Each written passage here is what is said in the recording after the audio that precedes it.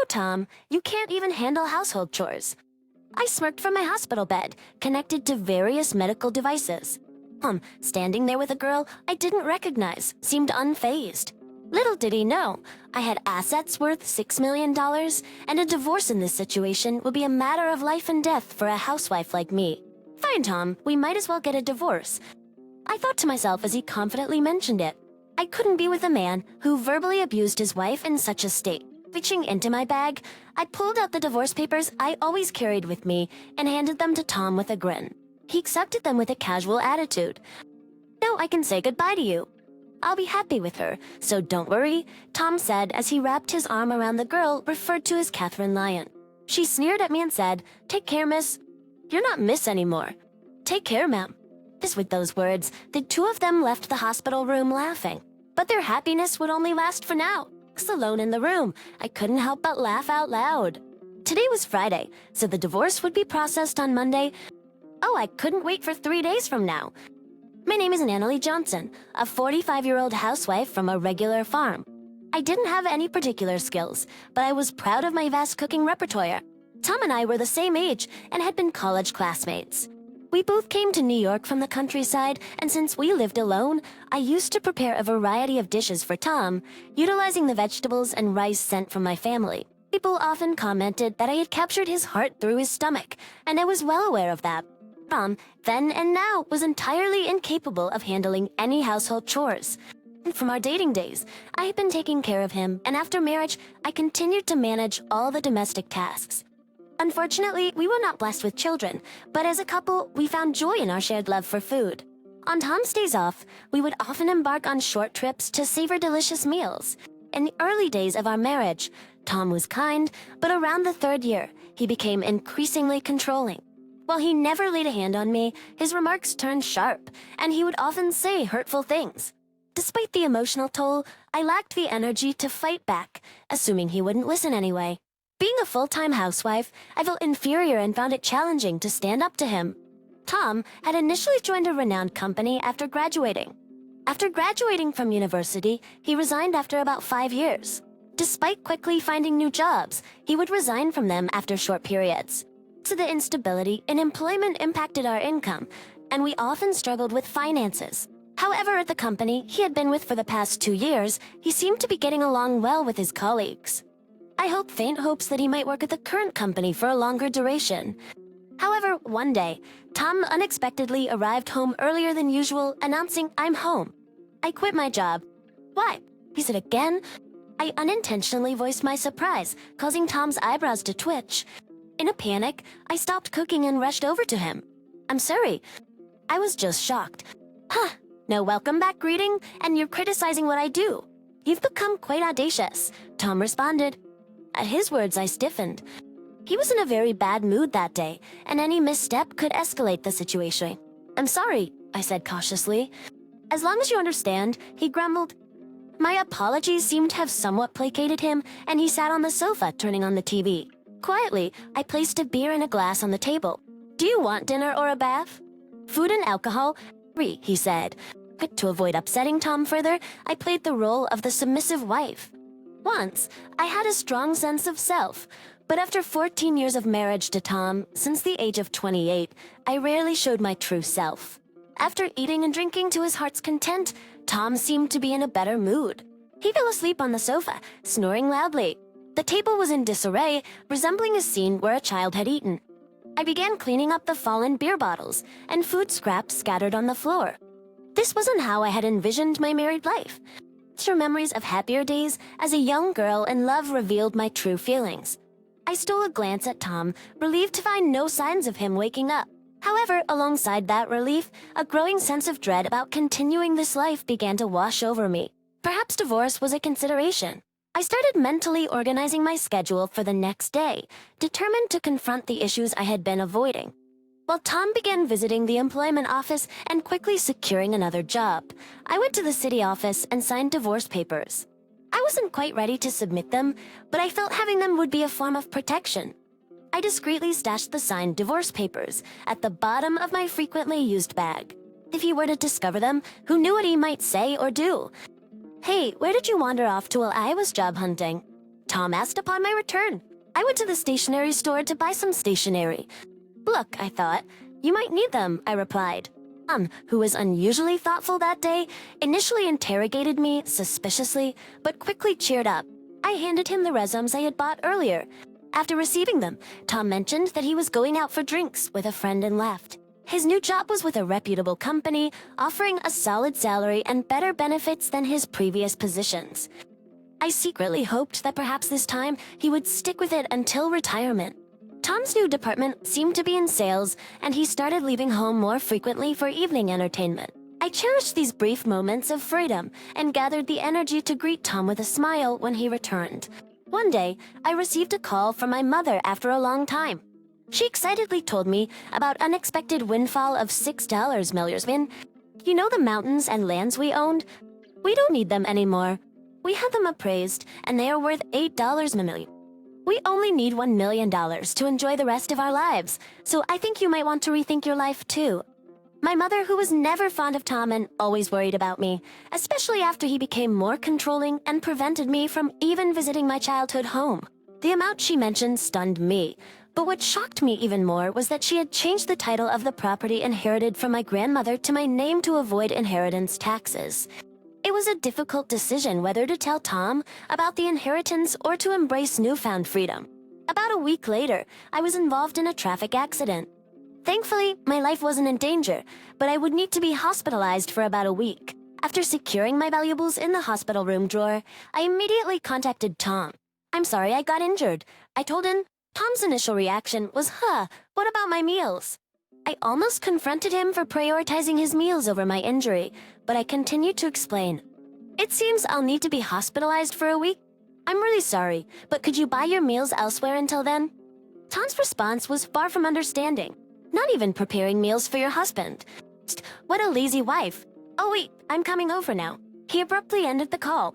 I had initially planned to tell him about the inheritance that night, but now I wondered if it might be best not to mention it as I lay in the hospital bed, surrounded by various tubes and undergoing precautionary examinations.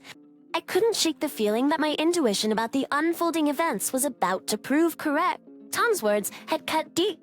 You're useless, can't even do housework. Let's get a divorce. And you better pay me compensation. With a smirk on his face. He said this to me while connected to numerous medical devices. Beside him stood a girl I didn't recognize, unaware that my total assets amounted to $6 million. He should have realized that a divorce under these circumstances would be a matter of life and death for me, a housewife. Babe, here's the divorce papers. I finally decided. A man who would hurl abuse at his wife in this condition was someone I'd rather not at. I handed over the divorce papers I had kept as a sort of charm, and Tom accepted them with a smug smile on his face. Just with this, I can finally say goodbye to you. I'm going to be happy with her, he declared, wrapping his arm around the girl he referred to as Catherine. Catherine, the girl with Tom, leaned against him and made fun of me. Take care, madam. Oh, you're not a madam anymore. Take care, old lady. They left the room laughing, but their happiness wouldn't last long. In my hospital room, I burst out laughing. It was Friday, and the divorce papers would be processed on Monday. I couldn't wait for those 3 days. As I expected, the weekend passed without any contact from Tom. It was quite peaceful, but I felt restless. I wasn't used to doing nothing. Every time I became restless, the nurses told me to stay calm. On Monday evening, I received a series of calls from Tom. At first I ignored them, but after about 30 minutes of nonstop ringing, I decided to answer. I told him to stop being so persistent. Tom shouted at me as soon as I picked up, but I couldn't help but laugh, which seemed to make him even angrier. Tom was furious about the divorce papers not being accepted. I chuckled and told him that I had previously filed a notice of non-acceptance. I reminded him of how he used to casually mention getting divorced whenever we had a fight. I thought it wouldn't be a good idea if he filed for divorce on a whim during one of our arguments. Tom was upset, but quickly changed his mind. He wanted me to withdraw the non-acceptance immediately. However, I had decided that I wouldn't just do everything he said anymore. I explained that I couldn't do it until I was discharged, and that we needed to go through procedures at the municipal office before I could leave the hospital. Tom's selfish demands made me laugh even more. It seemed like he wanted to register his marriage with Catherine, whom he brought on Friday. Tom was panicking, and I asked if her name was Catherine and if she was his mistress. Tom clarified that she was his new wife, and since we weren't divorced yet, she technically was my mistress. I calmly responded to Tom's nonsensical remarks. Making him groan, I decided to hit him where it hurt the most by mentioning that he would hear from my lawyer about the division of property, including the trouble this time. I'd always taken care of the household chores and had never cheated on him. It was clear that Tom was the responsible party, not me. Tom seemed genuinely puzzled and believed that not taking care of him while I was hospitalized would make me at fault. I patiently explained that not being able to do housework during my hospitalization didn't make me at fault. He had abandoned taking care of me. Even if I were a child, it would be considered neglect, but as an adult, he should be able to take care of himself. Tom's logic was baffling, and even a judge would be shocked. Finally, he seemed to understand, but he still believed he was right. He insisted that Catherine was his new wife, and I was no longer of any use to him, so it didn't apply. I pointed out that he was dating her behind my back, which was clearly cheating. Tom still didn't seem to get it, and he believed he was right. I decided to end the conversation and told him to communicate through a lawyer from now on. I hung up the phone without listening to his protests. I'm called multiple times, but I ignored him, and eventually he gave up and fell silent. I was relieved, but the next day brought another headache. The phone kept ringing from 9 o'clock in the morning, and I pressed the call button. Tom complained about not being able to withdraw money from a joint bank account. I reminded him that I had left the bank cards and passbooks at home and asked if he was trying to access my account. Tom confirmed that he was trying to take money from my account. He was furious and continued with his unreasonable arguments. He didn't seem to understand what I had explained the day before. When I was hospitalized for a week, I had called the bank to prevent any withdrawals until I could handle it personally after being discharged. This was to stop Tom, who wasn't careful with money, from using my savings while I was in the hospital. My decision turned out to be the right one. It's not right to try to take money from an ex-wife's account, especially after a divorce. However, Tom didn't see anything wrong with it and asked me to make a withdrawal immediately. I reminded him that we were practically strangers now, and I had no money to give to strangers.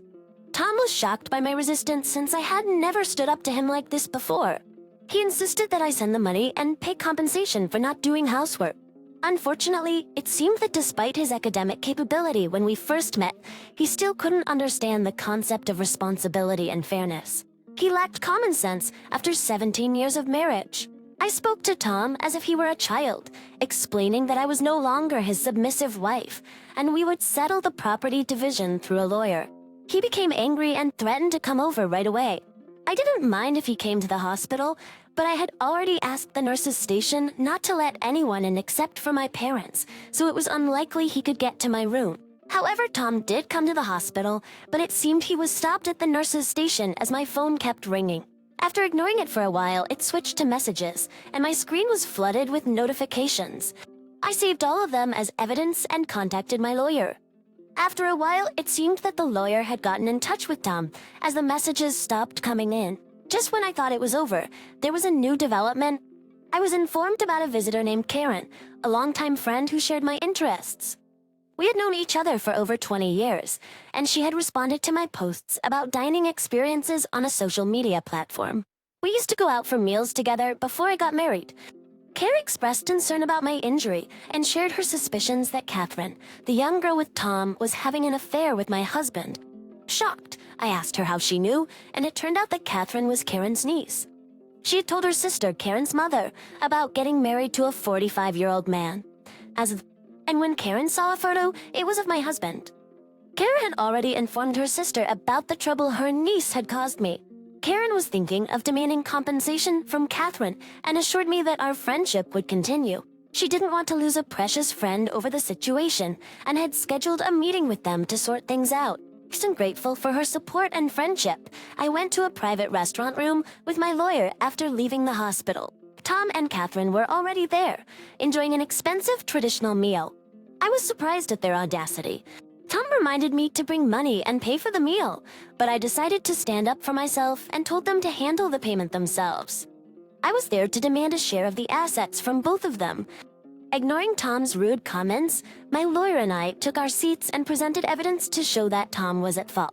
We showed legal documents explaining why Tom was responsible and documents regarding the division of property. We also displayed photos provided by Karen, showing Tom and Catherine together and Catherine with an unknown man entering a hotel. This surprised Tom and Catherine, and they stopped eating. Karen arrived at the right moment and admitted to taking those photos. Catherine was confused about her aunt being there.